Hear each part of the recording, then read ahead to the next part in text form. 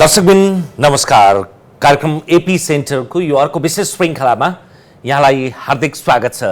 हामी नेपालको सिमानाको कुरा र यो मिचिएको अतिक्रमित भएको भन्ने बित्तिकै विशेष गरी नेपालको पश्चिम उत्तर क्षेत्रको कालापानी, लिपुलेक, लिम्पिया, धिराको अनि त्योभन्दा अर्को घनत्वमा हामी सुस्ताको अथवा पशुपतिनगरको महेशपुरको कुरा गर्छौँ।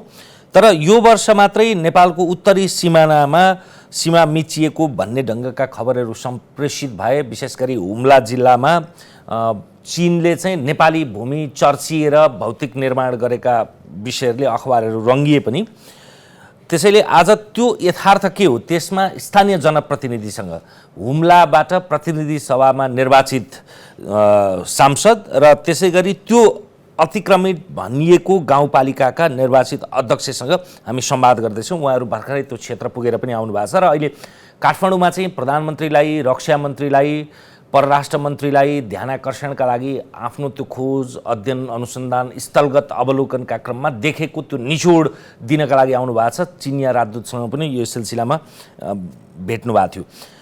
हामी यही विषयमा विशेष गरी हुम्ला जिल्लाको नाम्खा गाउँपालिकाको वडा नम्बर 6 लिमी भेल्लीमा पर्ने चीन र नेपाल बीचको 12 नम्बर पुलर छेउमा चीनतर्फबाट सीमा मिचिएको भन्ने सम्बन्धमा कुरा गर्दैछौँ। कुराकानीका लागि हामीसँग हुनुहुन्छ हुम्लाबाट प्रतिनिधि सभाबाट निर्वाचित सांसद छक्कबहादुर लामा। उहाँ 2048 सालमा पनि निर्वाचित हुनुभएको थियो। अहिले स्वतन्त्र उम्मेदवारका रूपमा निर्वाचित भए पनि नेकपाले टिकट नदिएको भनेर अहिले फेरि नेकपामै हुनुहुन्छ।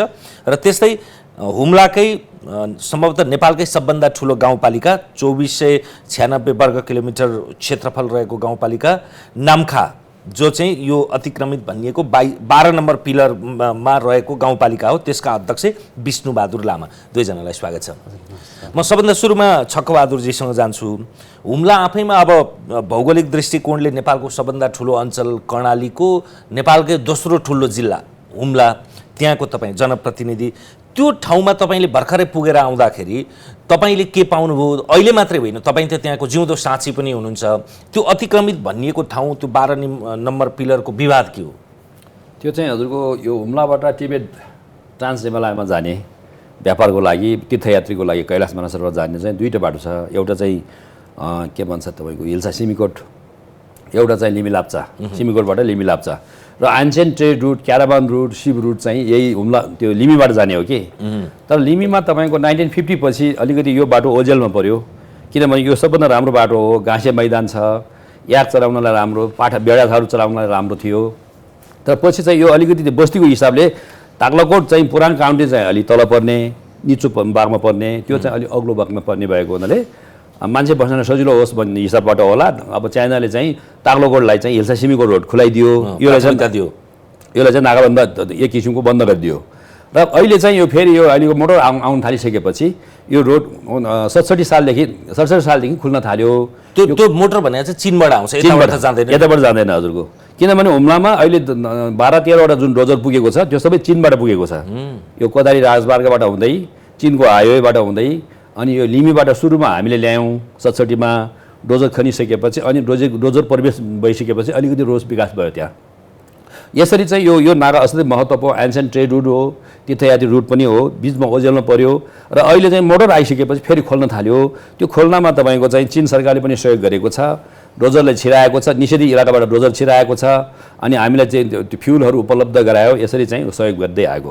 त्यही नै हो विवाद भएको अहिले चाहिँ एरिया चाहिँ। विवाद भएको यो भन्दा पनि तपाईँले अब नेपाली जनप्रतिनिधिका रूपमा त्यहाँ चीनले चाहिँ सीमा मिचिएको नेपाली जमिनभित्र भौतिक संरचना बनाएको भन्ने अफवाह भन्दै हुनुहुन्छ, त्यसो भए त्यो चाहिँ हो हजुर। किनभनेदेखि अहिले यही नाका जुन छ ललिङजोम भन्ने नाका छ होइन, त्यो जहाँबाट हामीले रोड ल्यायौँ नि 67 सालपछि, हो त्यो रोड चाहिँ तपाईँको अगाडि चाहिँ त्यहाँको चरण क्षेत्रको हिसाबमा त्यो अब ट्रान्स बााउन्डरी हो होइन, नेपालको उता जाने उताको नेपालभित्र आउने भएको हुनाले त्यो यकिन रूपमा सीमा यहीँ नै हो भनेर व्यापारिक रूपमा बहुचलनको हिसाबले त्यति स्पष्ट थिएन होइन। अब त्यही रूपमा त्यो हुँदै आयो। अब अहिले रोड भइसकेपछि त्यो क्षेत्र खुलिसकेपछि, एक्सेस बढिसकेपछि अब कैलाश मानसरोवर दर्शन गर्नको लागि त्यो एरिया असली उपयुक्त भएको हुनाले अनि नेपालबाट सिमीकोटबाट धेरै मान्छेहरू त्यो ठाउँमा आउन थाल्यो। आइसकेपछि अब के भन्छ चाइनिज पक्षले त्यो सुरक्षाको दृष्टिकोणले हुनसक्छ या त रणनीतिक दृष्टिकोणले हुनसक्छ, उनीहरूले के थाल्यो भने अनि उनीहरूले आफ्नो म्याप हेर्न थाल्यो। म्याप हेरिसकेपछि म्याप हेर्दै आयो, हिजो म्याप हेरेन है, अहिले म्याप हेर्दै आइसकेपछि त्यो एरिया जुन छ नि चाइनिजहरूले सुरुमा तपाईँको चाहिँ यो व्यापारिक प्रयोजनको लागि बनाएको हो भन्ने जुन बिल्डिङ 72 सालमा 2 खडा गर्यो, त्यसपछि थप्दै गए, अहिले 9वटा पुगेको छ। त्यो चाहिँ उनकै एरिया पर्छ, यो हाम्रो भूमि मिचेको देखिँदैन नक्सा अनुसारको।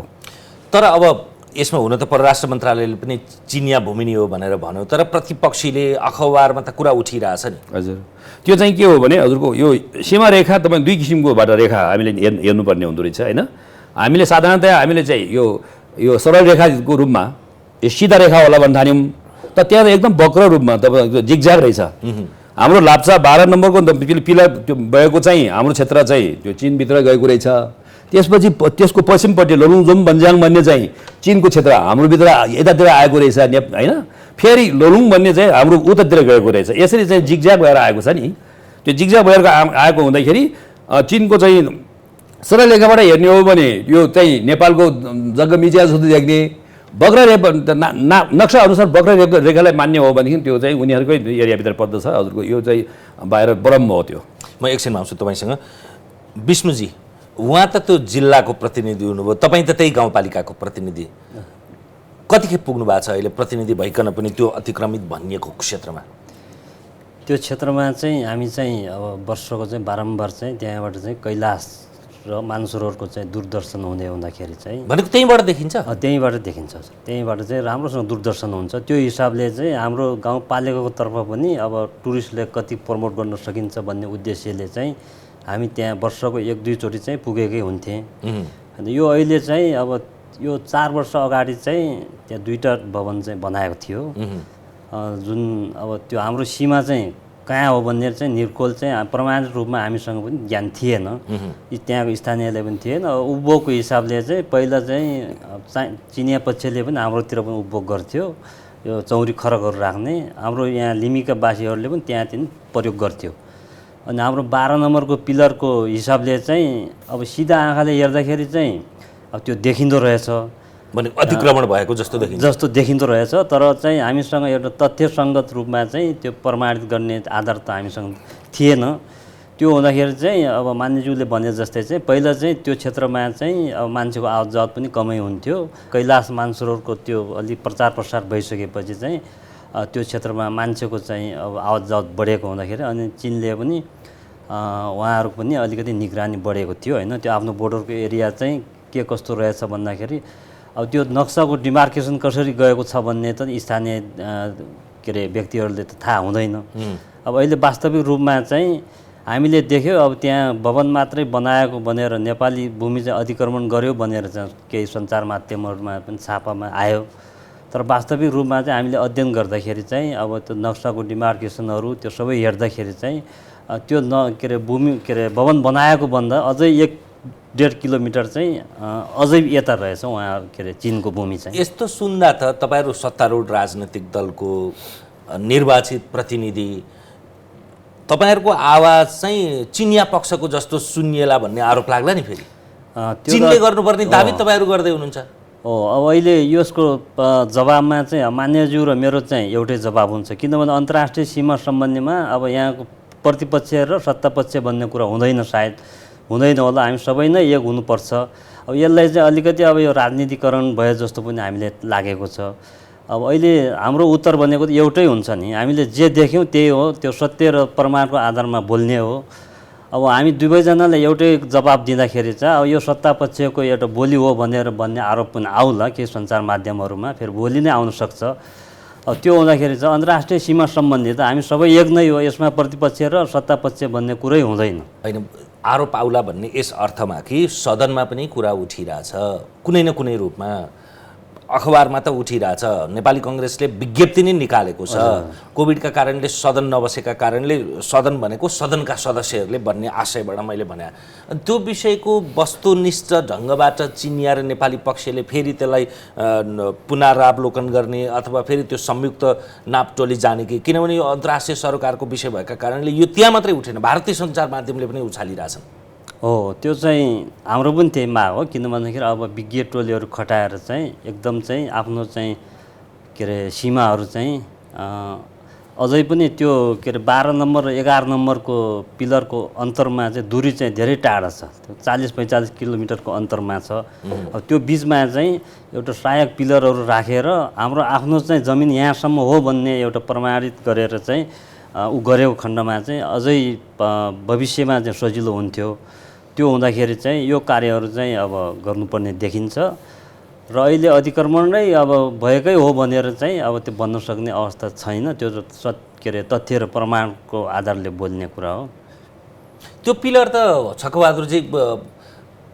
50, 55, 58 वर्ष पछाडि मात्रै भेटियो गायब थियो एकाएक आयो भन्ने ढङ्गबाट समाचार सम्प्रेषित भयो नि अब यो त तपाईँ के भन्छ हाम्रो एउटा उखान छ कि कर्णालीमा आफू गाड्न लक्षण नै अर्का बोक्सो भन्छ आफ्नो चाहिँ हामी नेपालीले आफ्नो पिलर कहाँ छ भनेर हामी आफैले थाहा नहुने अनि हराइदियो चाइनिजले त्यो बगाइदियो के गर्यो भनेर भन्ने होइन मेन चाहिँ कुरा के हो भने तपाईँको 11 नम्बर पिलर त्यो 11 नम्बर पिलर र 12 नम्बरको पिलरको बिचमा करिब एयर डिस्टेन्स होइन एरियल डिस्टेन्स चाहिँ तपाईँको 30 किलोमिटर जति छ लगभग होइन त्यो एकदम टाढा छ अनि अर्कोतिर त्यो बिचमा तपाईँको कोल्ला मान्दता भन्ने मानस सरोवरको दक्षिणपट्टि र हुम्लाको तपाईँको तिल गाउँ र जाङ गाउँको लिम्बीको माथि उपट्टि एउटा ठुलो हिमाल छ त्यो हिमालय छ त्यो होइन अगाडि म ताक्लोकोटमा व्यापार गर्ने बेलामा जापानका मान्छेहरू चीनबाट त्यहाँ चढ्ने गर्थ्यो त्यो हिमाल त्यो एउटा सिङ्गो हिमालय नै छ त्यो ठुलो अनि त्यो हिमालयको दक्षिणपट्टि चाहिँ त्यो 11 नम्बर पिलर हो के अहिले पत्ता लगाएको अब त्यो चाहिँ हराएको होइन हामीले नखोजेको रहेछ त्यो होइन अब अहिले साल खोज्दाखेरि भेटियो त्यो भेट्दाखेरि शेर गाउँबाट माथि टाढा अनि त्यो नेपालपट्टि तपाईँको हिमालयको नेपालपट्टि भन्नाले हिमालयको दक्षिणपट्टि हो त्यो 11 नम्बर पिलर फेला पर्यो त्यो बिचमा त तपाईँको एकदम तपाईँले त्यहाँ चाहिँ सीमा तपाईँको चाहिँ खम्बा तपाईँको गाड्न जाने हो भने होइन त्यहाँ स्थान गर्न जाने हो भने तपाईँले पुरा रूपमा तपाईँको स्लिपिङ ब्याग लगायत त्यो माउन्टेन गियरहरू बोकेर सगरमाथा चढ्ने जस्तो प्रिपेरेसन गरेर जानुपर्ने अवस्था छ त्यो होइन त्यो भयङ्कर तपाईँको अप्ठ्यारो छ अब त्यसो भएको हुँदा अनकण्ठा ठाउँमा त्यो पिलर भएको हुनाले हामीले चाहिँ ख्याल नराखेको देखिन्छ र यो साल पत्ता लाग्यो होइन अब त्यो चाहिँ फेरि त्यो चाइनाले उ गर्यो भन्ने होइन त्यो नेपालपट्टि यो हिमालयको दक्षिणपट्टि छ त्यो पिलर चाहिँ अब कुरा कस्तो रहेछ भने हजुरको टिबेटसँग यो जनसङ्ख्या मान्छे धेरै नेपालको तपाईँ के हो भने जहाँ चाहिँ अलिक गर्मी छ तातो छ त्यो ठाउँमा मान्छेको बस्ती हुन्छ अब उत्तरी क्षेत्रमा त बस्ती बस्नु त एकदम स्लाइड छ नि एकदम बस्ती त एकदम पातलो छ होइन नेपाल र तिब्बतको अनुपात चाहिँ के छ भने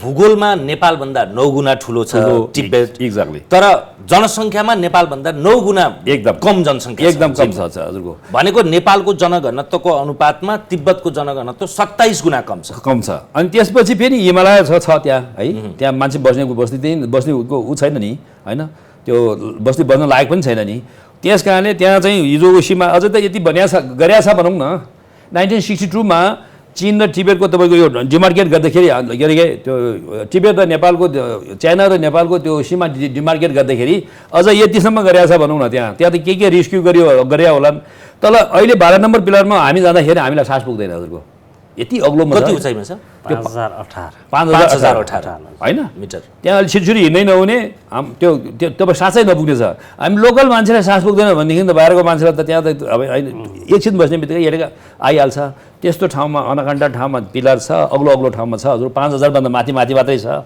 अनि त्यो चाहिँ तपाईँको उसले चाइनाले मिचेको पनि देखिँदैन त्यो हामी आफैले नखोजेको हो अब यो धेरै जसो पिलर 12 नम्बर यहाँ भयो 12 नम्बरबाट मुगुमा 13 नम्बरको छ अरे हेर्नुहोस् न है त्यो मुगुमा त एउटा मात्रै पिलर रहेछ अनि हुम्लामा तपाईँको चाहिँ अब 11 नम्बरको मुनितिर 10 नम्बर छ 10 नम्बरको मुनितिर 9 नम्बर छ अनि 9 चाहिँ कहाँ छ भने हाम्रो हिल्साको बोर्डरमा छ है अनि 9, 8, 7, 5, 6 चाहिँ त्यो कर्णालीकै किनारको वरिपरि पर्छ नि त्यो हिल्सातिर पर्छ त्यो एक्सेसिबल छ मान्छे हिँड्ने ठाउँमा छ त्यो होइन त्यस कारणले त्यहाँ शाखा पिलरहरू पनि खडा गरेका छन् यो अर्को हिमालयमा त तपाईँको शाखा पिलर के एउटै पिलर उठाउनु त दौदौ भइरहेको रहेछ त्यहाँ त्यस्तो किसिमको छ हजुरको भूगोल चाहिँ अब यसलाई प्रस्थान बिन्दु यो विवादको निरूपण अन्तर्राष्ट्रिय रूपमा दुईटा देशले टुङ्ग्याउलान् एकपक्षीय रूपमा चीनले आफ्नो बनाएको छ, पिलर पनि देखिया छ, भौतिक पूर्वाधार गरेर अहिले 9वटासम्म भवन बनाएको छ। 4 वर्ष अगाडि 2टा भवन थियो। उसको आफ्नो सुरक्षण, उसको भूमि हो भने उसको स्वायत्तताको कुरा हो। तर प्रश्न उठिसकेपछि यसको निरूपण गर्नु पर्ला, 2टा देशले बसेर गर्लान्। यही संयोग नै सही। यही सिलसिलामा तपाईहरु काठमाडौँ आउनु भएको छ। आएको बेलामा हामीले कम्तीमा नेपालको सबभन्दा दुर्गम मध्येको, सबभन्दा भौगोलिक रूपमा विकट मध्येको कर्णालीको पनि हुम्लाका विषयमा चर्चा गर्दा खालि यो विवादको कुरा मात्रै होइन, त्यसका अवसरका पनि कुरा गरौँ। म छक्कजीबाटै त्यो ठाउँमालाई अघि उहाँले पनि प्रसङ्ग जोड्नु भएको थियो। कैलाश मानसरोवर भनेको त्यो हिन्दू, बुद्धिस्ट, कतिपय अर्थमा मुसलमानहरूले पनि मान्छन्। एउटा सम्प्रदायले, सिखले, बोनले, अरू थुप्रै धर्मावलम्बीहरूले मान्छन्। त्यसको अन्तर्सम्बन्ध र त्यसलाई चाहिँ पर्यटकीय दृष्टिकोणले, धार्मिक पर्यटनका दृष्टिकोणले, अरू दृष्टिकोणले पनि प्रवर्धन गर्न त्यसका सम्भाव्यताहरू के छन्? सम्भावना त भयङ्कर छ हजुरको। त्यहाँ तपाईँको हामीले चाहिँ यो उसको प्रकृतिको त्यो अध्ययन गर्दाखेरि नम्बर 1मा तपाईँ हामीले जियोस्फियरलाई हेर्नुपर्दो रहेछ होइन। त्यो जियोस्फियर भनेको तपाईँको भौतिक जगत हो, त्यो प्राकृतिक जगत। त्यो गजबको छ हजुरको। ट्रान्स हिमालयमा टिबेटको पठारे एउटा चाहिँ हाँगा चाहिँ हिमालयभित्र छिरेको छ होइन। तलतिर चाहिँ जङ्गल छ, त्यसपछि एउटा रकको गेट छ, त्यसपछि एउटा खाल्डो छ लामो जुम्लाको सिंजा जस्तो, अनि त्यसपछि माथिबाट ठ्याक्क माथि गइसकेपछि कैलाश मानसरोवरको दर्शन हुन्छ। त्यो त तपाईँको नेचरले नै एक किसिमको त्यो हाइवे बनाए जस्तो छ त्यो होइन। त्यस्तो छ। अनि त्यहाँ चाहिँ तपाईँको अब यो दुर्लभ जन्तुहरू, वाइल्ड याक छ, अनि तपाईँको चाहिँ यो वनगोडाहरू छ, नाउर छ, अनि त्यो स्नो लेपर्ड छ, अनि तपाईँको यो त्यो कस्तुरी छ, त्यो विभिन्न तपाईँको वन्यजन्तु छ र जडीबुडीहरू पनि छन् होइन। त्यो असाध्यै तपाईँको एक किसिमको नेचरल हब होइन, गजबको छ। पर्यटकको रूपमा तपाईँको त्यो चाहिँ असाध्यै राम्रो हुनेछ। अब अगाडि चाहिँ घाँसे मैदान हो, त्यो अब चरीचराको लागि हो। अहिले भनेको पर्यटन प्रवर्धनको लागि धेरै राम्रो हुनेवाला छन्। र अर्को कुरा, त्यो सीमा नाका चाहिँ तपाईँको टिबेटको लागि र चाइनाको लागि पनि, हाम्रो लागि पनि त्यहाँ तपाईँको एकदम ओपन एरिया हो के। सुरक्षाको दृष्टिकोणले पनि अलिकति चाहिँ अप्ठ्यारो भएको ठाउँ होइन। आइसोलेटेड भइसकेपछि त्यो हुनै भयो नि। अब अहिलेको त सुरक्षा भनेको त पहुँच बढिएपछि मात्रै सुरक्षा हुँदो रहेछ। अब रोड पुगिसक्यो, मान्छेको एक्सेस बढिसक्यो, उनीहरूले पनि आफ्नो नक्सालाई उनीहरूले चाहिँ कार्यान्वयन गर्न थाल्यो कि। त्यो हिसाबबाट मैले चाहिँ हामीले यहाँ आएको कारण के हो भने प्रधानमन्त्रीज्यू, रक्षा मन्त्रीज्यूसँग पनि, परराष्ट्र मन्त्रीज्यूसँग यो सम्भावनाहरूको बारेमा व्याख्या गर्ने मौका पायो एउटा। अहिले जति चर्चामा आयो नि त्यो हामीले चाहिँ त्यसलाई चाहिँ सकारात्मक रूपमा लिएका छौँ, त्यो नकारात्मक रूपमा लिएका छैनौँ। किनभने अब लिमी लाप्चा कहाँ हो भन्दाखेरि सारा दुनियाँले थाहा भइगयो। अब म जस्तो सांसद तपाईँको हाउसमा बोल्दाखेरि पनि लिमी लाप्चा भन्ने बित्तिकै सबैले बुझ्ने भइगयो। अब मलाई सम्झाउनु पर्ने सजिलो भइगयो। अब तपाईँ चिनिया पक्षलाई पनि सम्झाउन सजिलो, नेपाल पक्षलाई पनि सम्झाउन सजिलो, र देश दुनियाँमा अब यो एक किसिमको इन्भाइटेसन भइसक्यो पर्यटनको लागि। अब कोरोना गइसकेपछि त धेरै मान्छे लिमी लाप्चामा आउनेवालै छन्। म चाहिँ अहिले हाम्रो 2टा सरकारलाई के रिक्वेस्ट गर्न चाहन्छु भने योलाई चाहिँ अब पर्यटकीय मार्गको रूपमा विकास गरेर वैधानिक तरिकाबाट मान्छेको आवाज जावत त्यहाँबाट आउने गरेर सीमा सुरक्षालाई चाहिँ बिओबीहरू स्थापना गरेर राम्रो तरिकाले विकास गरियो भने उतापट्टिको जनता यतापट्टिको जनता दुवैले चाहिँ राम्रो चाहिँ तपाईँको चाहिँ हुन्छ भन्ने एउटा अवसर पाउनेवाला छ लिभलिहुडको लागि। विष्णुजी, त्यो सबभन्दा नजिकको नाका कैलाश मानसरोवर पुग्न अनि अरू तपाईँको देशका नागरिकहरू पनि के अरे त्यो ठाउँमा पुग्नलाई भारतीयहरू पनि त्यो चीनको बाटो भन्दा पनि नेपालकै बाटो भएर जान मन पराउँछन्। उता तिब्बत लामो भन्दा पनि हाम्रो त्यो ठाउँबाट कति टाढा छ कैलाश मानसरोवर? दर्शनीय नि छ, परैबाट दूरदर्शन हुन्छ भनेपछि धेरै टाढा त छैन होला। त्यो एकदमै पठार क्षेत्रहरू हो। अब त्यहाँ चाहिँ दूरदर्शन चाहिँ अति नजिकबाटै अब दूरदर्शन हुन्छ। त्यो नेपालकै अब सबैभन्दा नजिकबाट दूरदर्शन हुने ठाउँ नै त्यो बाहेक अरू नेपाल कुनै ठाउँ पनि छैन। त्यो हुँदाखेरि चाहिँ अब कैलाश दूरदर्शनको लागि अब कैलाशको नजिकै अब तारचेन जानु र त्यहाँ जानु चाहिँ फरक छैन। अब परिक्रमा गर्नको लागि मात्रै कैलाशको फेदमा पुग्ने हो। अब त्यहाँबाट चाहिँ हामीले त्यो भ्यू टावरहरू बनाएर त्यो दूरदर्शनको निम्ति त्यस्तो खर्च गर्नुपर्ने आवश्यक पनि देखिन्न, किनभने त्यो आफैमा भ्यू टावर छ, एकदम हाइटमा प्राकृतिक भ्यू टावर छ।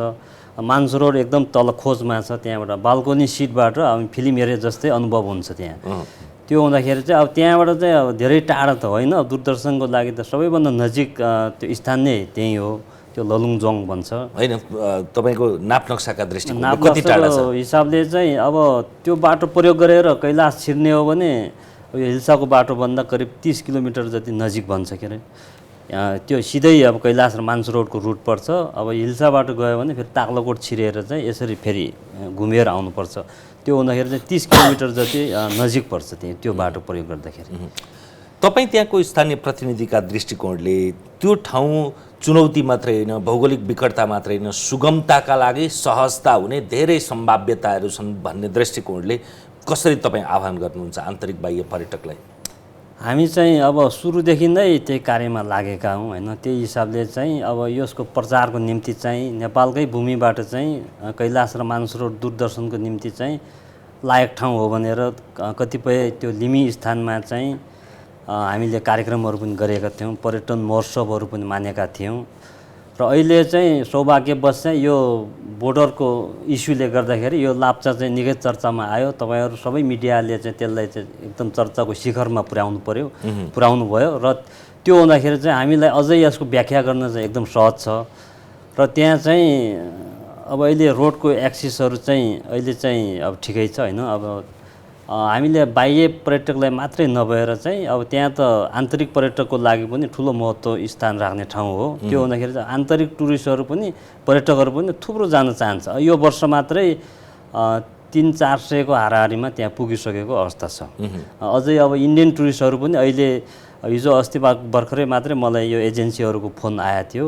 अहिले नै अब त्यहाँ लगेर चाहिँ लान सक्ने अवस्था रहन्छ कि रहँदैन भन्थ्यो। अब मौसम राम्रो भयो भने लान सकिन्छ भने अर्को वर्ष हामी चाहिँ त्यो रुटमा चाहिँ दूरदर्शनको निम्ति चाहिँ यो इन्डियन टुरिस्टहरू चाहिँ थुप्रै ल्याउँदैछु भन्ने अब जानकारीहरू पायो होइन। त्यो हुँदाखेरि चाहिँ सर्वप्रथम त त्यहाँ चाहिँ रोडको एक्सिसहरूलाई चाहिँ अलिकति चाहिँ राम्रो बनाउनु पर्नेछ। किन भन्दाखेरि हाम्रो लोकल लेभलले मात्रै गर्न सक्ने अवस्था पनि त्यहाँ छैन।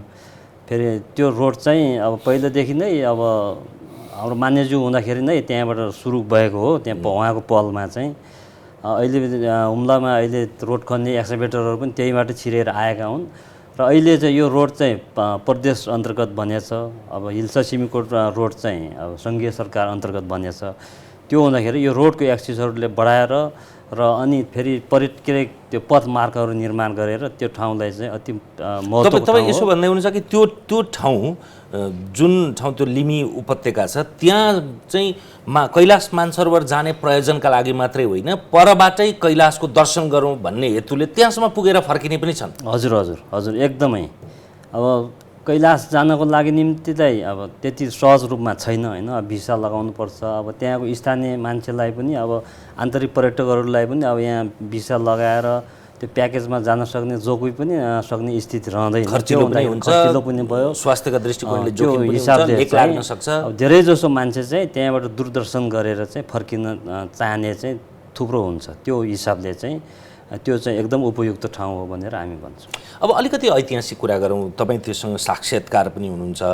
नेपालका लिमीवासीहरूलाई पहिले 1962सम्म चाहिँ बिना सम्झौता चीनतर्फ खर्क लिएर जाने गर्ने, पछि हुँदै हुँदै 1991सम्म पञ्चवर्षीय चरण सम्बन्धी सम्झौता अनुसारको कुरा हुँदै यसको ऐतिहासिक क्रमको अलिकति व्याख्या गर्नु न। त्यो हजुरको अब त्यो लिमीको 3वटा गाउँ, हिजो लिमी गाविस छुट्टै थियो, आज दामका गाउँपालिकाको वडा नम्बर 6मा पर्छ। त्यो 3वटा गाउँको चाहिँ तपाईँको जीवनचर्या चाहिँ तपाईँको त्यो सेमी नोम्याडिक भन्छ कि अर्धवर्मशील हो। त्यो तपाईँ के हो भने एनिमल हस्बेन्ड्री बढी गर्ने होइन, पशुपालनकोमा बढी लाग्ने, अलिअलि खेती हुने। खेती वर्षको एकचोटि मात्रै त्यो नाफाल भन्ने एक किसिमको त्यो उवा हो, उवा भने जौ पाक्ने होइन। त्यसले उनीहरू त्यो जीवन धान्न नसक्ने, त्यसैले पशुपालनमा बढी निर्भर गरेको। अब पशुपालन चाहिँ तपाईँको जब त्यो 1962 पछिको र 1991 विशेष त सम्झौता टुङ्गिसकेपछि 48 सालमा म गइसकेपछि अनि त्यो लास्टमा त्यतिखेर रहेछ मैले रिक्वेस्ट गरेर 1 साल दियो चाइना लोकल सरकारले। अनि त्यसपछि चाहिँ जनावर सबै मरिसके। अब अहिले एकदम सौभाग्यको कुरा के छ भने चीनको उतापट्टि तालोको ठाउँमा तपाईँको एकदम तपाईँको यो श्रमको अवसर छ कि त्यहाँ त्यो रेट राम्रो छ। एकजनाको तपाईँको दिनको 250-300 युवान दिन्छ। एउटा युवान बराबर नेपाली 17 हुन्छ। त्यो काफी मात्रै राम्रो कमाउँछ। 5-6 महिनाको लागि मात्रै कमाए पनि राम्रो छ। तर त्यो इलिगल रूपमा छ कि त्यो दुई देशको बिचमा सम्झौता गर्नुपर्ने छ, लिगल बनाऊ भन्छ चाइनिज पक्षले। दिनको सरदर 4000 देखि 5000 कमाउँछ। अब त्यही कमाइसकेपछि उनीहरूको त्यो चरणको त अब क्षतिपूर्ति त त्यहाँ पायो नि है। तर अब अगाडि चाहिँ त्यहाँको अनाजहरू जस्तै हिजो टिबेटमा अनाज कम हुन्थ्यो, नेपालपछि अनाज बढी हुने हो। ट्रान्स हिमालयको व्यापार खाद्यान्न उत्तरबाट नुन र उन, दक्षिणबाट खाद्यान्न चाहिँ जाने हो त्यो। त्यहाँ सिल्क रुट छ नि, सिल्क रुट चाइनाको सिल्क रुट र टी रुटसँग नेपालको ग्रेन रुट जोड्ने हो त्यो। त्यसैले त्यो कल्चर पनि लिमी क्षेत्रमा असाध्यै तपाईँको चाहिँ भयङ्कर चाइनिज सिल्क ब्रोकेटहरू महँगा करोड 50 लाख पर्ने सिल्क ब्रोकेटहरू त्यहाँ पाउँछन्। त्यो धेरै टर्क्वाइसहरू कोरल्सहरू लगाउने त्यहाँ चलन छ। कल्चर असाध्यै बलियो छ। चीनमा सांस्कृतिक क्रान्ति भयो टिबेटपट्टि, त्यसले ध्वस्त गरिदियो कल्चरहरूलाई। त्यो कल्चर त्यहाँ हुम्लामा सर्भाइभ छ, लिमीमा सर्भाइभ छ। त्यसले एकदम चाइनिजहरू पनि त्यहाँ आउन चाहन्छ। त्यो रुट एउटा त खोल्नु पऱ्यो हजुरको, होइन? अनि त्यो ढङ्गबाट छ। अनि त्यो खोल्नलाई हजुरको चाहिँ अब सडकको स्तर उन्नति गर्नुपर्ने छ एक, होइन? दोस्रो चाहिँ वैधानिक रूपमा यो रुट चाहिँ चाइनासँग कुरा गरेर खोल्नुपर्ने छ। र लिमीले क्षतिपूर्ति पायो। अब हिजो चाहिँ तपाईँ याकबाट ल्याउनु पर्थ्यो, अब आज याक छैन नि, खाद्यान्न कहाँबाट लाने हो? हुम्लाबाट त लानु त गाह्रो छ हजुरको, सिमीकोटबाट त लानु त धेरै गाह्रो छ। सिमीकोट खुदै नै खाद्य सङ्कटको एरिया हो। हामी पनि चामल चाहिँ प्लेनबाट ओसारेर खान्छौँ अहिले, होइन? अब त्यहाँ त झन् ट्रान्स हिमालयमा पुर्याउनु पर्ने अप्ठ्यारो छ नि। हो, यसको लागि हजुरको चाहिँ अब त्यो अहिले चाहिँ मोटर रोडले एकदम गरेछ। चीन सरकारले धेरै सहयोग गरेको छ लोकल रूपमा, होइन? त्यो त्यहाँ चाहिँ खाद्यान्न हामी चाहिँ अब उनीहरूले काम तालोकोटमा गर्छ, त्यहाँबाट खाद्यान्न चाहिँ ल्याएर चाहिँ लिमी लाप्चाबाट आफ्नो गाउँमा ल्याउने गर्छ। अब याकै नभए पनि तपाईँको जाग्नलाई याक नभए पनि त्यो अहिले मोटरबाट सार्या छ। त यो साल चाहिँ कोरोनाको कारणले गर्दाखेरि जुन लोकल लेभलबाट जुन हाम्रो अन्डरस्ट्यान्डिङबाट जुन पठाउँथ्यो नि, त्यसले रोकिया छ अरे चीन सरकारले कोरोनाको कारणले। अब यसले तत्काल चाहिँ मैले चाहिँ परराष्ट्र मन्त्रालय मार्फत हामीले चाहिँ त्यो के रिक्वेस्ट गर्न खोजिरहेछौँ चीनको राजदूतलाई, तपाईँको त्यो अहिले सप्लाई जो छ नि लिमीमा आवश्यक सप्लाई चाहिँ चाइनाको तालोकोटबाट चाहिँ दिनु पऱ्यो नाका भनेर हामीले चाहिँ एउटा रिक्वेस्ट त्यो हो। अर्को रिक्वेस्ट चाहिँ दीर्घकालीन रिक्वेस्ट चाहिँ तपाईँको हुम्ला असाध्यै त्यो लिमी भ्याली चाहिँ असाध्यै इम्पोर्टेन्ट छ। त्यो जस्तो कहीँ छैन हजुर अरू ठाउँमा, होइन? गुम्बा पनि एउटा गुम्बा छ, त्यो असाध्यै पुरानो गुम्बा। त्यो कर्णालीको राजा अशोक चलले, सिंहपति महाराजा अशोक चलले तपाईँ सहयोग गरेको निर्माण गरेको छ एउटा गुम्बा छ त्यहाँ, पुरानो ऐतिहासिक गुम्बा छ। कल्चर धनी छ, फलरा फुङ्न असाध्यै ऊ छ। त्यस कारणले पर्यटकै हिसाबबाट यो असाध्यै राम्रो हुनेवाला छन्। र भित्र जान चाहियो भने, यो बाटो खुल्यो भने भित्र जान चाहियो भने चीन सरकार भित्र जाने पनि भयो, गए पनि भयो। जाने नचाहनेहरूलाई भिजाको प्रब्लम हुने, तपाईँको त्यो पैसा पनि नपुग्नेहरूलाई त्यही हाम्रो ऊबाट त्यो तपाईँ पानोरामिक भ्यू जहाँबाट देखिन्छ नि त, होइन? बाल्कोनीबाट कैलाश मानसरोवर दर्शन गर्न असाध्यै महत्त्वपूर्ण छ। योलाई चाहिँ नेपालले ध्यान दिनुपर्छ। यहाँहरू जस्तो पत्रकारहरूलाई पनि म चाहिँ त्यो ठाउँमा अहिले यसै उसै पत्रकार जगत त यसमा लागिसक्यो, होइन? अब त्यहाँ आएर अलिकति त्यो अब सुलभ ढङ्गबाट माथिल्लो हाई लेभलमा पनि प्रधानमन्त्रीसँग त यो कुरा मैले पुर्याएँ, होइन? छोटो मोटो रूपमा। तैपनि म एक्लैले चाहिँ तपाईँ नहुने भयो, होइन? तपाईँहरूको पनि साथ चाहियो यसमा। अवश्य। विष्णुजी, अघि भौगोलिक कुरा आयो, चीनको नाका हुँदै 13-14वटा एक्सकाभेटर त्यहाँ पुऱ्याएको भन्ने कुरा पनि आयो। चीनतिरको भौतिक पूर्वाधार कस्तो, नेपालतिरको कस्तो? नेपालसँग स्थलगत रूपमा मार्गले जोड्न सकिएको छ कि छैन, कस्तो छ? यो श्रव्य दृश्य नभए पनि शब्दचित्रबाट पनि त्यसलाई सादृश्य बनाउन। यो दुईवटा बोर्डर हो, हिल्सा र अहिले यो लिमी लाप्चाको चाहिँ। अनि चीनतिर चाहिँ उनीहरूको चाहिँ अब भौतिक संरचनाहरू निकै नै राम्रो छ दुईटै ठाउँमा चाहिँ। हाम्रो दाँजोमा चाहिँ उनीहरूको त अब पुरै अब के अरे पिच नै गरेको छ, कैलाशसम्म नै पिच छ त्यहाँ। यो भनेको चीन छिर्ने बित्तिकै, भनेको तिब्बत छिर्ने बित्तिकै पिच छ। कति लेनको? चार लेनको पिच। 4 लेनको पिच। हजुर। यो लाप्चा क्षेत्रमा चाहिँ अहिले तत्काल अहिले पिच भएको छैन, त्यो ग्राभेल नै छ। तर यो हिल्साबाट चाहिँ 4 लेनको चाहिँ भनेको उचाइले त समस्या रहेन रहेछ नि त। छैन, हाम्रो जस्तै उचाइ उनीहरूको कहाँ पिच छ, हामी कहाँ चाहिँ छैन। याक लड्दै लड्दै हिँड्नुपर्छ। त्यहाँबाट छिर्ने बित्तिकै हामी कहाँ चाहिँ धुलो खानु पर्ने अवस्था छ। अनि यता तपाईँहरू त्यसो भए त्यो गाडीको सुविधा भनेको चीनतर्फबाट आउँदा मात्रै हो? चीनको गाडी चाहिँ अब हामीले अब केही दैनिक उपभोग्य सामग्रीहरू अहिले यहाँबाट चाहिँ अब यो किरोङको नाका भएर चाहिँ यो रसुवा आउँदै यो त्यही बोर्डरबाट अहिले सामान ढुवानी गर्ने गरेको छ।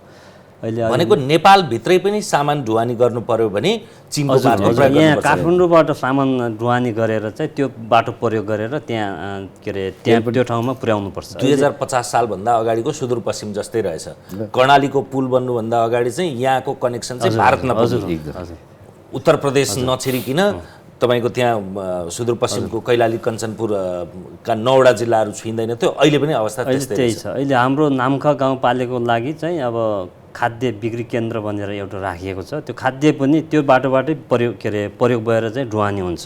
यो नेपाल त्यहाँको त्यो खाद्य बिक्री केन्द्रमा पनि चिन हुँदै त्यहाँ पुर्याउनु पर्छ। त्यो त्यस्तै हिसाबले चाहिँ खाद्य संस्थानले टेन्डरहरू आह्वान गर्छ र त्यो हुँदाखेरि चाहिँ अहिले चाहिँ अब त्यो बाटो नै अब बन्द छ। चीन सरकारले यो कोरोनाको कारणले बन्द गरिरहेछ। अब त्यो अब खाद्य चाहिँ कोटामा मात्रै सीमित छ। अब त्यहाँ चाहिँ अहिले पुगेको अवस्था छ। तपाईहरु चाहिँ कसरी आउनुभयो त यहाँ अथवा कसरी आउने आउजाउ हुन्छ? हामी चाहिँ अब सदरमुकामसम्म चाहिँ अब सदरमुकामबाट त प्लेन चल्छ, प्लेनमै आउनुपर्छ। सदरमुकामसम्म चाहिँ अब आधा बाटो चाहिँ हिँडेर आउनुपर्छ। कति दिन लाग्छ अथवा कति समय? हाम्रो गाउँपालिकाको केन्द्र त अब एक दिनको बाटो हो, हिँडेर गयो भने एक दिनको हो। अब मेरो वडाहरू चाहिँ अब लिमी भयो, यो अरू बोर्डरको वडाहरू चाहिँ त्यो गाउँपालिकाको केन्द्रबाटै 3 दिनसम्म लाग्छ। यसमा केही थप्दै हुनु थियो? 4 दिन चाहिँ लाग्छ हजुरको सिमीकोटबाट लिमी यो नागा। नेपालको सबभन्दा अग्लो स्थानमा रहेको सदरमुकाम सिमीकोटबाट आफ्नै ठाउँमा पुग्नलाई 4 दिनसम्म। हजुर यही विवादित नागामा पुग्नलाई पनि 4 दिन लाग्छ। अब अहिले त गाडी रोड बनिया छ, बनिसक्यो कि बन्दैछ? बनिसक्यो तर पनि स्तर उन्नति गर्नु जरुरी छ। ट्र्याक खोल्यो, ट्रक पनि जान्छ। अब सिमीकोटमा अहिले चाहिँ तपाईँको यो खाद्य सारेर आउने गाडीहरू जम्मै यही बाटोबाट बनेको हो र त्यो छ। त्यसैले चाहिँ हजुरको चाहिँ यो सम्भावना चाहिँ अब उहाँको सबभन्दा दुर्गम हिजो उहाँको चाहिँ नाम्खा गाउँपालिका हो। आज त्यो दुईवटा रोड, हिल्सा सिमीकोटको रोड र लिमी लाप्चाको रोड त्यहीँबाट आएको हुनाले सबभन्दा सुगमै भइगयो। अब अहिले उहाँको एरिया पनि ठुलो सुगम भएको। तर अब स्तर उन्नति गर्न जरुरी छ र तपाईँको चाहिँ एयरपोर्टलाई पनि एक्सटेन्सन गर्न जरुरी छ। र मेन चाहिँ चाइनासँगको हाम्रो सम्बन्ध के हो भने चिनको तपाईँको त्यो माथिल्लो ठुलो हाइवे छ हजुरको। यो यहाँबाट कुतीमा गयो भने कोदारीबाट कुती अर्थात् किरोङ गयो भने माथि त्यसपछिको त्यो हाइवे चाहिँ लासा टु तपाईँ अलि जाने उनीहरूको नरी प्रिफेक्चर भन्छ पश्चिमतिर लाग्ने हाइवे भयङ्कर ठुलो छ होइन। त्यो उनीहरूको त एकदम सुविधा सम्पन्न छ। हाइवे चाहिँ पिच गरेको छ, असाध्यै राम्रो छ। अनि तर उनीहरूसँग हाम्रो चाहिँ योलाई प्रयोग गर्नलाई एउटा चाहिँ काम चाहिँ चिनसँग के हो भने चिन चाहिँ एकदम सेन्सिटिभ, तिब्बत चाहिँ चिनिया सेन्सिटिभ पार्ट पऱ्यो त्यो सुरक्षाको दृष्टिकोणले होइन। ओपेन चाहिँ नेपालसँग ओपेन बोर्डर छ, हिमालय बाहेक अरू केही छैन होइन। जहाँ कुनै ठाउँमा त हिउँ परेको छ होइन, राम्रै भइगयो। हिउँ नपरेको ठाउँमा यो बन्जाङहरू छ नि हो, यो बन्जाङहरूलाई नेपालले चाइनालाई साथ दिनुपर्ने चाहिँ सुरक्षामा हो होइन। त्यो अरू सुविधा चाहिँ चिनबाट लिन सकिन्छ। त्यो हाइवे ओपेन भइदियो भने नर्थर्न बेल्टको त विकास धेरै हुन्छ हजुरको। चाइनाको जुन कोदारी छ नि किरोङ कोदारीको राजमार्ग हामीले प्रयोग गर्न लगायौँ भने यो उसको लागि ट्रान्सपोर्टको लागि।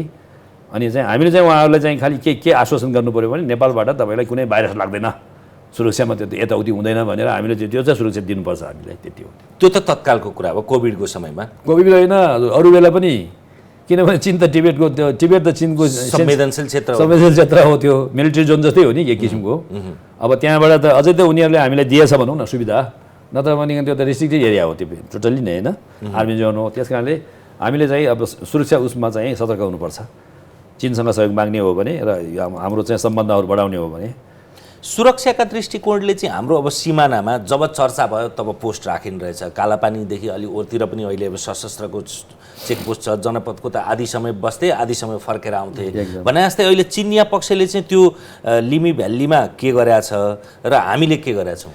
चिनिया पक्षले त के हुन्छ भने हजुरको त्यो अहिले बोर्डरमा 2-3वटा जुन 8-9वटा घर बनाएको छ नि, त्यो वास्तवमा सुरक्षाको लागि होइन, त्यो व्यापारिक प्रयोजनको लागि हो रे। क्वारेन्टाइन होइन, अब यो रोड खुलिएपछि क्वारेन्टाइन बस्ला। हाम्रो त क्वारेन्टाइन हिल्सामा पनि छैन, यहीँ गिरोङमा छ कि छैन, अब त्यो अप्ठ्यारो छ नि, हाम्रो त अलिक कमजोरी छ। अनि एउटा त क्वारेन्टाइन बनाइदियो भने त्यहाँ, अनि उनीहरूको त क्वारेन्टाइन सबै छ। अब त्यो लिमीमा चाहिँ नाका तत्काल नखोलेको हुनाले उनीहरूको बिओपी छ त्यहाँ होइन, सुरक्षा मजबुत छ, उनीहरूको सिसी क्यामेरा छ जहाँ पनि होइन। तर हाम्रो तर्फबाट चाहिँ केही छैन हजुरको, त्यहाँ अप्ठ्यारो चाहिँ त्यो छ। त्यो जस्तो अब यसको सम्भाव्यताको र भविष्यमा तपाईँहरूले गर्न सकिने यसको दीर्घकालीन महत्त्वको कुरा गर्दाखेरि यो प्रधानमन्त्री परराष्ट्र मन्त्रीलाई बुझाउनु भएको प्रतिवेदनमा पनि भन्नुभएको छ यो ठाउँ नेपालबाट मानसरोवर र कैलाश देखिने नेपालकै एक मात्रै ठाउँ, यो सिमिकोटबाट तिब्बत छुने सबभन्दा नजिकको नाका, अन्य इलाका जस्तो यहाँको बाटो बनाएपछि पुनः बनाइरहनु पर्दैन, हिलो र पहिरो जाने धुलो उड्ने पनि हुँदैन, त्यसैले काम लगायत बाटो खुलाएपछि यसले सहजता दिन्छ। चिनिया परम्परागत मौलिक संस्कृति भएको एक मात्रै गाउँ भएको हुनाले चाइनिजहरू पनि यहाँ आउनलाई आकर्षित हुन्छन्, टुरिस्ट ल्याउन सकिन्छ। प्राचीनतम सिल्क मार्ग पनि त्यो हो, त्यसलाई पुनर्स्थापित गर्न सकिन्छ। रेशम मार्ग, चिया मार्ग, नुन मार्ग, खाद्य मार्ग, यसका पक्षहरूलाई अलि विस्तारमा व्याख्या गरौँ न विष्णुजी। हजुर, यो चाहिँ एकदम सम्भावनासँग जोडिएका बुँदाहरू हुन्। त्यही सम्भावनालाई आधार मानेर हामीले यो प्रतिवेदनहरू तयार गरेर चाहिँ अब प्रधानमन्त्री समक्ष, परराष्ट्र मन्त्री समक्ष पेश गर्नलाई यो तयार पारेका हौँ। र त्यो चाहिँ अब एकदमै अब सम्भावना बोकेको, हामीले सम्भावना मात्रै देखेर मात्रै भएन कि त्यो सम्भावनालाई साकार बनाउनको निम्ति चाहिँ हामी सबै लाग्नुपर्ने स्थिति देखिन्छ। अब हाम्रो चाहिँ सम्भावना छ भनेर चाहिँ देखिने, त्यसको साकार बनाउनको लागि चाहिँ पहल नभइदिएको खण्डमा चाहिँ अब यो के अरे उदासीनता मात्रै हुन्छ। तर सम्भावना देख्दा देख्दै अब त्यसलाई गर्न खोजिएन भने त त्यो बेग्लै कुरा हो। यो सम्भावना भनेको चाहिँ यो वास्तविक देखिएका सम्भावनाहरू, किन भन्दाखेरि त्यो अब एक यहीँ उल्लेख गरेको छ हामीले सबैले। अब त्यो के अरे एक त नेपालकै भूमिबाट अब कैलाश मानसरोवर दर्शन हुने, अहिले जति पनि हुम्लामा टुरिस्टहरू जान्छ 80% टुरिस्ट चाहिँ यो कैलाश र मानसरोवरको निम्ति मात्रै आउने गर्छ। बाँकी केही टुरिस्टहरू अन्य ठाउँहरू घुम्छन्, बढी जस्तो त त्यही मानसरोवर र कैलाशको निम्ति मात्रै आउने गर्छन्। त्यो हुँदाखेरि हाम्रो चाहिँ गाउँपालिका चाहिँ त्यो गेटवे नै पर्छ, कैलाश र मानसरोवर छिर्ने एउटा द्वारको रूपमा हो। त्यो हुँदाखेरि चाहिँ अब त्यो लिमी बनेको चाहिँ एउटा विशेष अब त्यो भ्याली चाहिँ यो लोपोन्मुख एउटा वन्यजन्तुहरूको के अरे वासस्थान पनि भयो। अनि यो टिबेटन कल्चरको हिसाबले पनि अहिले टिबेटमा लोप भइसकेको कल्चर चाहिँ अब A to Z त्यहाँ जीवित अवस्थामा चाहिँ अहिलेसम्म हामीले हेर्न सकिन्छ। अब त्यस्तो ऐतिहासिक गुम्बाहरू जुन यो के अरे 11औं शताब्दीमा निर्मित गुम्बाहरू छन्, ती सबै सम्भावना हुँदाखेरि पनि हामी चाहिँ अहिलेसम्म चाहिँ त्यो ओझेलमै परिरहेका छौँ। र यो सम्भावनाहरूलाई चाहिँ तपाईँकै यो लोकप्रिय यो च्यानल मार्फत चाहिँ म नेपाल सरकारले पनि अनुरोध गर्न चाहन्छु कि यसलाई चाहिँ साकार गराइदिएको खण्डमा चाहिँ अब त्यो त एकदम दूरदराजको हिमाल पारेको गाउँहरू हो, त्यहाँको जीवनस्तरलाई चाहिँ माथि उठाउन सकिन्छ भन्ने हाम्रो चाहिँ उद्देश्य हो। छक्कबहादुरजी, तपाईँहरूले बुदागत रूपमै तत्काल गर्नुपर्ने, दीर्घकालमा गर्नुपर्ने भन्ने विषयका कुराहरू पनि गर्नुभएको छ, यसको पनि व्याख्या गर्नु। मलाई चाहिँ हजुर के लाग्छ भनेदेखि यो म त्यो पर्यटन क्षेत्रमा पनि म लामो समयदेखि काम गर्दै आएको हो होइन। यो कैलाश रुट खोल्ने तपाईँको त मैले 4-5वटा डकुमेन्ट्री बनाएको छु। दि म्याजिक माउन्टेन भन्ने डिस्कभरी च्यानल्सहरूमा नेसनल जियोग्राफी पनि देखाउँछ होइन, त्यो नेपालको पर्यटन विकासको लागि। अनि कैलाश त्यो दि म्याजिक माउन्टेन भन्ने त्यो कैलाशबारेमा त्यहाँको कल्चर र नेचर चाहिँ तपाईँको कस्तो छ भने टिबेटन प्लेटो हो, एउटा पठार हो।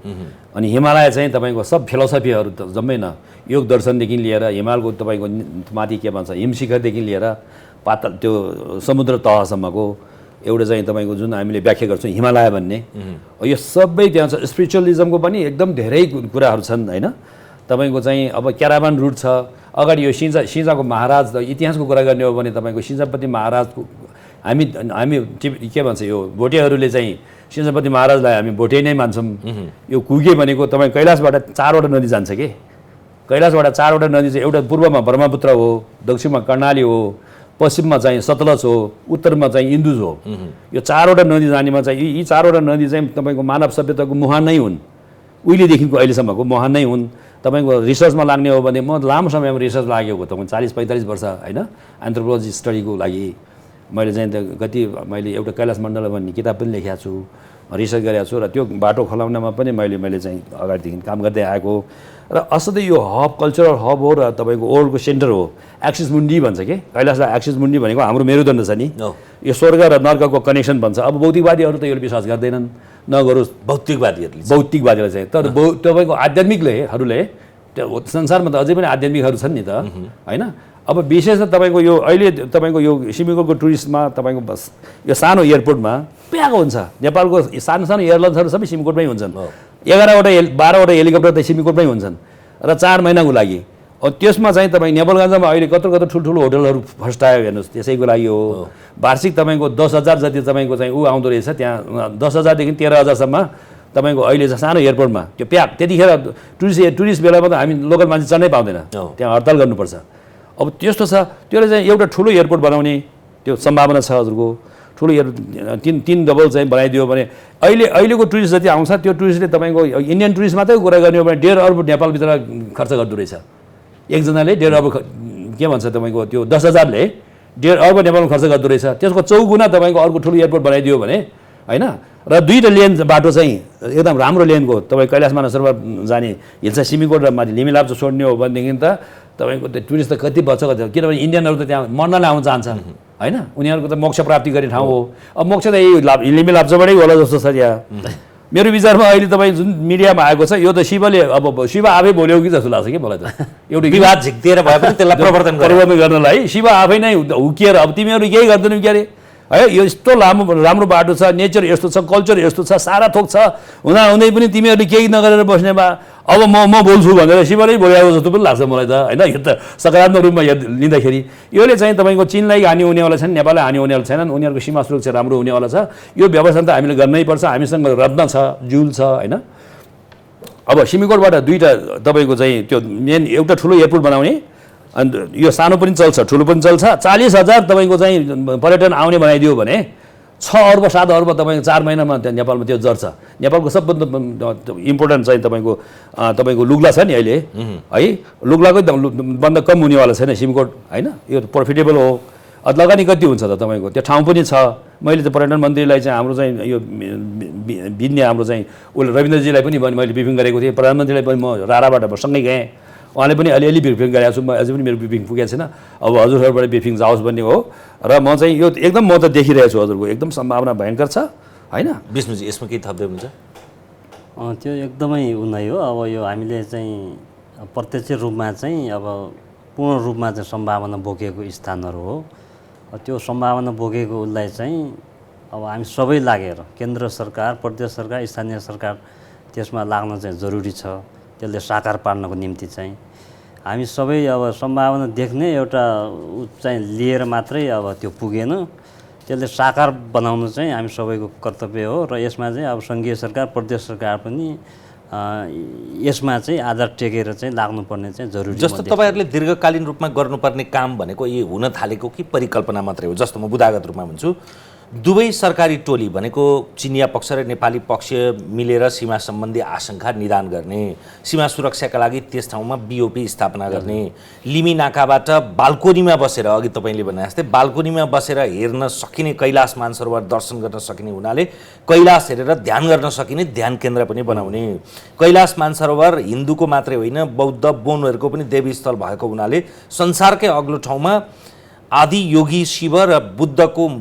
मूर्ति बनाएर बुद्ध र शिवको सङ्गमको कुरा संसारमा फैलाउन सकिन्छ र यसै मार्फत संसारका बौद्ध र हिन्दू तीर्थयात्री र पर्यटकलाई यहाँ बोलाउन सकिन्छ दर्शनार्थीहरूको निम्ति भ्यू टावर स्थापना गर्ने यस नाकाबाट कैलाश मानसरोवर जाने तीर्थयात्रीहरूका लागि वैधानिक बाटो खुलाउने अनि सिमीकोट लिमी लाप्चा सडकलाई स्तरोन्नति गर्ने यिनीहरू प्रारम्भ भएका हुन् कि परिकल्पनाका कुरा मात्रै हुन् यो अब सडक र अन्य केही चिजहरू चाहिँ प्रारम्भ भइसकेको कुरा हो अब बाँकी चाहिँ हामीले तत्कालै गर्नुपर्छ भन्ने र हाम्रो माग चाहिँ हो यही प्रसङ्गमा हजुरको चाहिँ यो अब मेरो भौतिक के भन्छ अब 2टा बाटो बनिसकेको छ सिमीकोट हिल्साको लागि बाटो त्यो नाका पनि खोलिसकेको छ त्यो त नेपाल सरकारले अहिलेसम्म बुझेको नाका भनेको सिमीकोट हिल्सा हो लिमी लाप्चा त अहिले बुझ्न अब बल्ल बुझ्न विवादले बुझाइदियो र त्योभन्दा अगाडि त्यो यसको बारेमा बोल्ने म मात्रै थिएँ अगाडि है तर मेरो साउन्ड त्यति पुगेन तर अहिले चाहिँ धेरै राम्रो भयो हजुरको चाहिँ यो 2टा नाका खुलियो भने एउटा त खुलेकै छ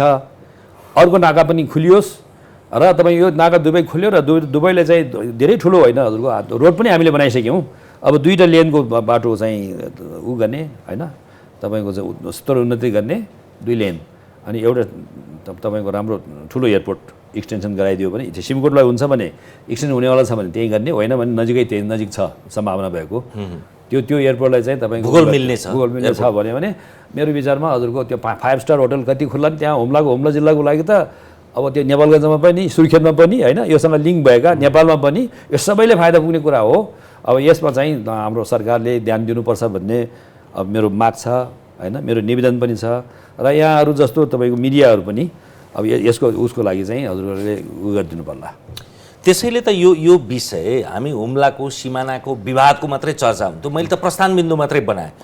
यसै मार्फत पनि त त्यो आँखी झ्यालका कारणले हुम्लाको त्यो ठाउँ जो कैलाश मानसरोवर जाने यसलाई त एकदमै अलौकिक रूपमा श्रृङ्गारिक रूपमा मात्रै चर्चा गरिन्थ्यो। तर यथार्थको धरातलमा आएर त्यहाँ के छन् गुण, के दोष छन्, के राम्रो पक्ष, के नराम्रो पक्ष, त्यहाँका विषयमा यहाँका प्राज्ञ, यहाँका बौद्धिक, यहाँका प्राध्यापक, यहाँका मर्मज्ञसँग कुरा गर्नुभन्दा त्यहीँका प्रतिनिधि, त्यहीँको जमिनमा हुर्किएको बढेको, त्यहीँबाट जनताले अनुमोदन गरेको पात्रसँग चर्चा गर्दाखेरि त्यो सादृश्यपूर्ण, सन्निकट र त्यसलाई यथार्थ रूपमा त्यसलाई मर्मबोध गर्न सक्ने भएर नै यो संवादको अनुष्ठान रच्या हो। एकदम धन्यवाद छ, त्यसको लागि धेरै धन्यवाद। हजुरले पहल गर्नुभयो। अझै पनि यति पहलले पनि पुग्दैन, अझै पनि डिटेलमा जानुपर्ने हुन्छ होइन हजुरको।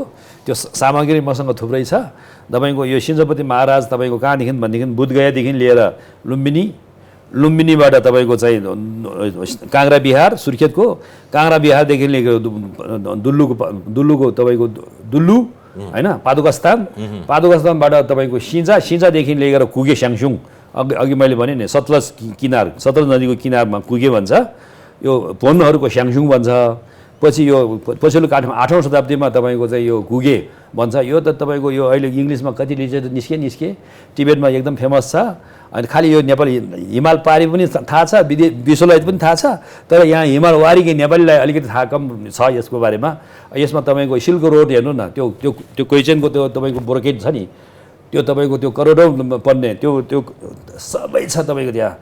त्यो जी भन्ने, सिल्क रोड भन्ने कहाँबाट आयो, टर्क्वाइज कहाँबाट आयो, कोरेल कहाँबाट आयो, त्यो तपाईँको यो सब कनेक्सनको तपाईँको त्यो बिन्दु जुन कल्चर छ त्यहाँ त्यो मजबुत रूपमा छ। यसले हामीले बाहिर ल्याउनु छ र नेपालमा तपाईँको एउटा नयाँ तपाईँको 21औं शताब्दीको जुन अहिले छ नि यो नयाँ प्रडक्ट बजार अर्थतन्त्र हो। त्यहाँ कर्णालीमा फेरि इन्ट्रेस्टिङ कुरा के छ भने हामी कर्णालीहरू अहिले भर्खर बजार अन्तरमा प्रवेश भएका छौँ।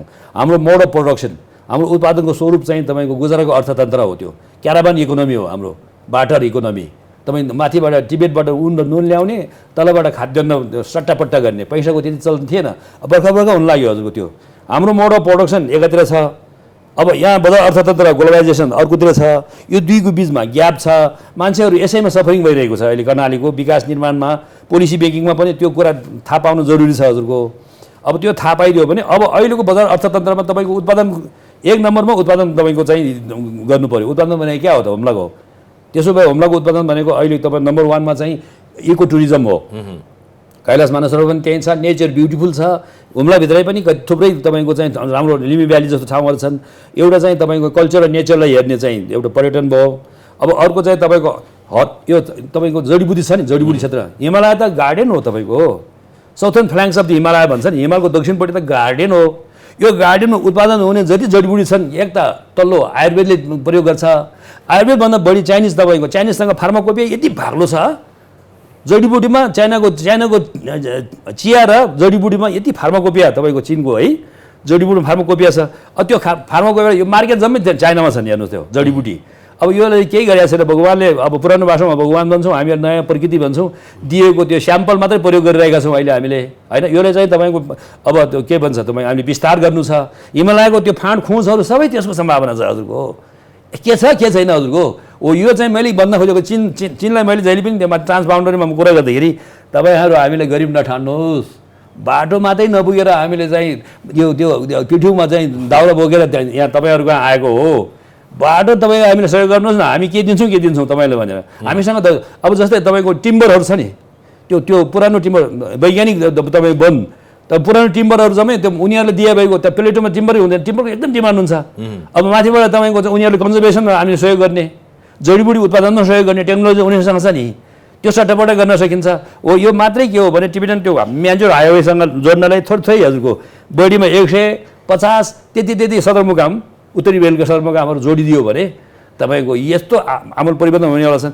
फेरि अर्को कुरा यो अब इन्डियनहरू त टुरिज्ममा भन्ने हो भने उनीहरू चाहिँ अब तलतिर त त्यो के भन्छ गर्मी भइसकेपछि सबै नेपालको हिमालयतिर आउन चाहन्छ नि होइन। अथवा चाइनिजहरू चिसोले तपाईँ घाम दाम्नलाई त यता आउन चाहन्छ नि त।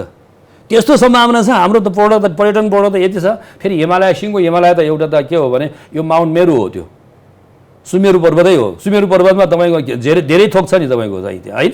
तपाईँले के लिन सकिन्छ भन्ने कुराहरू, कल्पवृक्ष यसैमा छ, कामधेनु गाई यसैमा छ, हरेक थोक छ नि तपाईँको त्यहाँ यो भएभन्दा बडा सिङ्गारिक रूपमा व्याख्या गरिदिनु भयो बडा वाकपटु वाकचातुर्य तपाईँ त्यसको लाली त्यसलाई आत्मसात गरेका कारणले त अलिअलि भावुक पनि हुनुभयो मैले टुङ्ग्याउँदाखेरि म अब विष्णुजीलाई तपाईँ त्यहाँको जनप्रतिनिधिका रूपमा तपाईँको कार्यकाल सकिरहँदाखेरि के परिवर्तन हुन्छ त्यहाँ? अब हामीले चाहिँ अब परिवर्तन चाहिँ अब त्यो सम्भावनाहरूलाई चाहिँ हामीलाई चाहिँ अब निकै नै पहिलादेखि म अब निर्वाचित भइसकेपछि नै अब त्यसलाई कोट्याएर आएका छौँ होइन। अब केही चिजहरू चाहिँ अब परिवर्तन भइसकेको हामीले पाएका छौँ। अब त्यो क्षेत्रहरूमा चाहिँ हाम्रो भूगोल सिद्ध अनुसार चाहिँ अब हामीले विकास गर्ने हो। हाम्रो चाहिँ अब सबैभन्दा सम्भावना भोगेको नै अब पर्यटन क्षेत्र हो। पर्यटन र यो के अरे जडीबुटीमा चाहिँ हामी सम्भावना भोगेको त्यो गाउँपालिका नै त्यो ठुलो सम्भावना भोगेको गाउँपालिका मानिन्छ। त्यो हुँदाखेरि चाहिँ अब हामी मेरो कार्यकाल सकुन्जेलसम्म चाहिँ यो स्थानहरूमा चाहिँ अब हाम्रो कार्यकाल त अब धेरै समय पनि छैन, करिब 1.5 वर्ष जति छ होला सायद। त्यसमा पनि अब यी बुँदाहरूको चाहिँ केही चिजहरू चाहिँ त्यहाँ देख्न सकिन्छ भनेर चाहिँ मैले ठानेका छु। हस्, मेरो संवादको लागि दुवैजनालाई धन्यवाद। हजुर, यहाँहरूलाई पनि धेरै धेरै धन्यवाद। नमस्कार।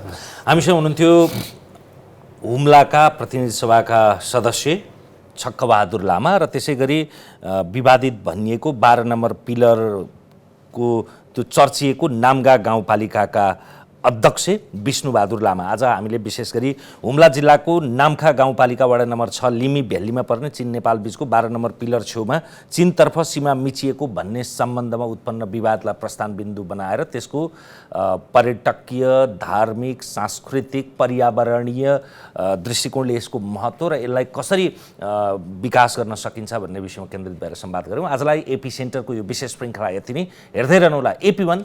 नमस्कार।